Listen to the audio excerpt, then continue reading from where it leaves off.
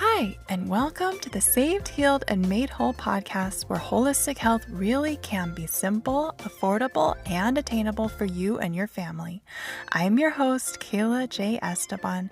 I am a biblical naturopathic doctor at Sozo Holistic Healing, where I work with natural-minded moms to find healing in mind, body, and spirit. So go grab your favorite cup of herbal tea, take a deep, relaxing breath, and we'll get started. All right. So if you clicked on this podcast episode because you have been having a hard time sleeping, I got you. Don't worry. I have had a chronic issue in my life in the past of being a poor sleeper, and it's actually kind of like a little bit of a trigger for me, I think, sometimes, especially when I first had kids. That was a really big adjustment for me because historically having such a hard time sleeping and like experiencing so much frustration and stress around not being able to go back to sleep, even though my sleep quality is a million times better now than it used to be, it's still been kind of tough. And so if that's where you're coming from, I got you. And this is not necessarily going to solve all of your sleep problems. It's just really just one hack. But this is my favorite hack, and I love how it's very multi-purpose and kind of multifunctional in the way that it is with just one very simple thing, and I'll get kind of into that a little bit more. Um, but I really do try to be as mindful as I can of ways to preserve good sleep. I've put a lot of work into my health around sleep and things like that, and I'm really grateful that I sleep so much better now, even though I have a preschooler and a toddler, and the toddler is like just barely getting to the point where he kind of consistently sleeps through the night. So fingers crossed that I will be getting better sleep now. But I'll take really anything that I can get with little tips and hacks and things like that. And so if you noticed, by the way, just side note about the title, if you noticed, I spell favorite with a U. It's not a typo.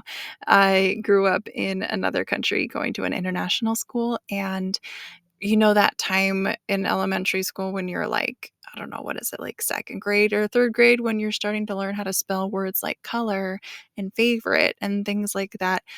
My teacher at the time was from Holland. And so that's just how I learned how to spell those words. And even though I know that that's not the typical American spelling, and I've had teachers that graded my papers and like marked it as a spelling error before, but I still just like to spell it because it's kind of nostalgic from where I came from. So just wanted to add that little fun fact. But anyway, getting back to this simple holistic health hack that I'm sharing in this episode, it's so very simple. All you have to do is just put your phone on airplane mode while you sleep. And even though this only takes about 2 seconds to do, I really I make it a part of my nightly routine because I love how much it helps on multiple levels in my health. So, on the physical level, it helps with lowering radiation exposure, which a lot of people are maybe not aware of just how much. I mean, I know we joke about like, oh yeah, the radiation in phones gives you cancer, haha, you know, but but it really is quite a lot. And if you can actually see the effects, like they've done um scans of people before and after using the phones to see the radiation levels in their body. And once you see those pictures, honestly, it's really hard to go back. So yeah, so it's something to be mindful of. I know, especially if you have kids and you've got your hands full, like sometimes you just really got to put your phone in your back pocket. And I do all the time. I'm not going to judge you for that. So this is just what we do. We do the best that we can. And especially for something like sleep that is generally a little bit more controllable. I know a lot of us like to keep our phones right next to us just in case, like if we need to. Like, we don't even have a clock in our bedroom, so my phone is my clock. My phone is, if I, if back when my toddler was a baby and I was waking up in the middle of the night to nurse, like I needed something to look at to keep me awake so that I wouldn't fall asleep. And So a lot of people like to keep their phones right next to them, which is totally understandable, not judging, totally supporting. Um, the nice thing though is that since most of us are generally not conscious during this time while we're sleeping, we don't really need to use our phones and we're not really moving a whole lot in any way. So it's something that's quite controllable as far as what we do with our phones. And leaving it on airplane mode is just something that is very simple, and it just really decreases that amount of time that the phone is sitting right next to us. Like most of us keep our phone probably within 2 feet of our bodies, especially our heads. Like if you have a nightstand and your phone is on your nightstand, if you think about it, that's like 2 feet away from your head or less. And what you might not know that I learned pretty recently, actually from RFK Jr., he was talking about how phones, the radiation in phones, when you put it up to your head, it actually opens up the blood brain barrier, which basically is a complicated way of saying that it allows more toxins and chemicals and pharmaceuticals and things, if you're on them, to have access to your brain. And that's usually not a good thing.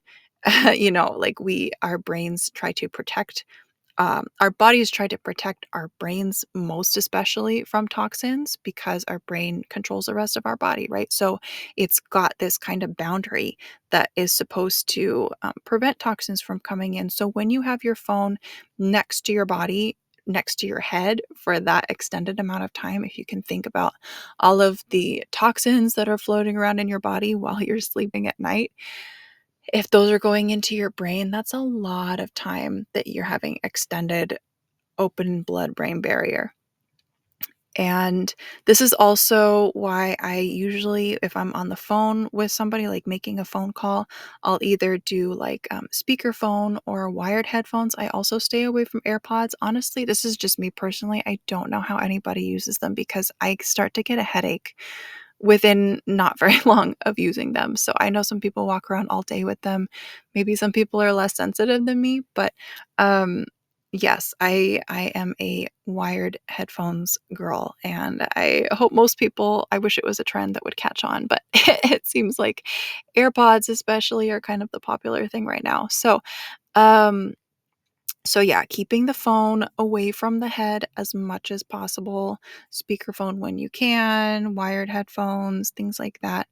And at nighttime, keeping your phone on airplane mode not only improves your brain health and prevents toxins, but it also means a more restful sleep and waking up better. Because if you think about for one thing, if you have a bunch of toxins swirling around in your body, especially getting into your brain, that's going to make more of a restless sleep and probably make you wake up feeling a lot more groggy.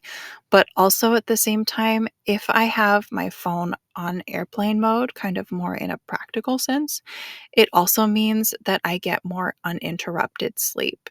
So, especially if you're a light sleeper, somebody that gets woken up by calls or texts or even like the social media notifications and things, if you have those set up on your phone, I know some people just mute them in general, but um, for me, it's the worst. Like if I'm not quite asleep, I'm kind of in that in between, about to fall asleep, and then I'll hear like that little zzz of my phone, and I'm like, oh, is somebody texting me? And it'll be like some random Facebook notification that I didn't need to know about, right? But like it's that compulsion of if I hear, I gotta go check and see what it is.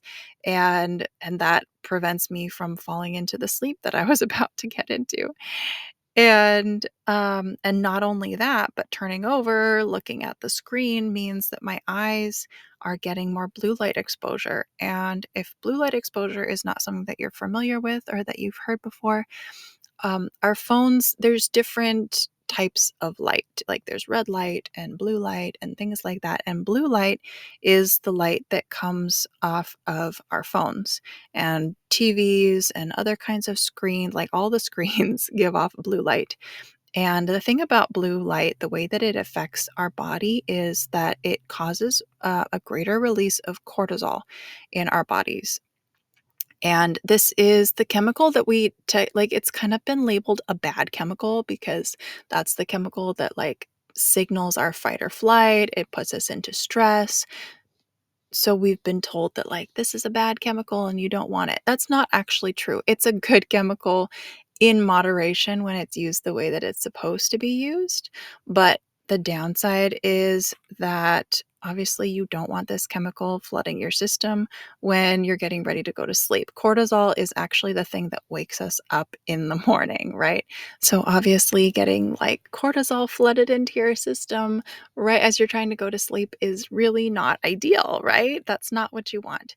And so it's just like psychologically, if I'm not hearing the buzz and if I am not like physically getting the blue light and I'm also not getting the radiation, this just helps create much more peaceful sleep environment, right? um and it's really nice even when I'm not even, like, besides the falling asleep time, if I wake up in the middle of the night, like, to feed the baby or just to get up to go to the bathroom or get a drink of water or whatever, a lot of times I'll just be curious, like, "What time is it?" And like I mentioned, we don't even have a clock in our bedroom, so if I look at my clock and if my phone's not on airplane mode, chances are there'll be like an email or a notification or a text message or something that will catch my eye. And, for curiosity, I just like can't. I have to check it. I have to look and see, like, what is this thing? And it's such a hard thing to resist not looking at it and, like, spending 5 or 10 minutes on my phone at 4 in the morning just because I've woken up to go to the bathroom, and that's not what I want either. But I also do wanna know what time it is. So that's just kind of like a healthy boundary for me that I have put up for myself. Besides in the middle of the night, even, like, first thing in the morning, I know for a lot of us, it's that habit of like, for one thing, I do wanna roll over and check what time it is, make sure I've woken up on time or something like that. But it's also just that compulsion of, like, we wanna just check our phones, we wanna see what's happening in the world kind of thing, like, look up Google things or whatever.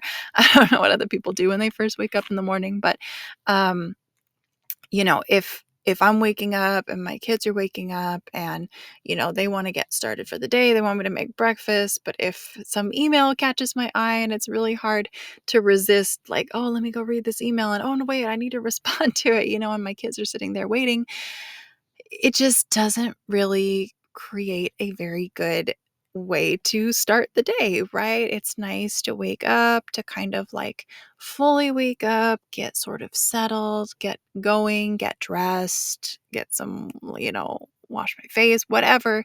Um, and so if I have kind of like that moment in the morning where I'm like, "Okay, I'm ready. I'm ready to open up the floodgates and ready to see, like, what is gonna come in from my phone this morning, like, what notifications, what emails, and things like that." Like, if I've kind of set myself up and gotten going and I'm, like, in a good place, especially if I, like, sent an email or a text message to somebody the night before that may have been had like a little bit of conflict involved in it and I don't know how they're going to respond, like if maybe they've responded that morning or something. Like, it's not how I want to start my day to see that first thing in the morning. Sometimes it's nice just to like I've I've gotten settled, maybe I'm sitting down to eat breakfast first, or maybe, depending on who you are, sometimes like people really need to wait an hour or two just for the sake of their nervous system before they start kind of digging into their phone notifications. So whatever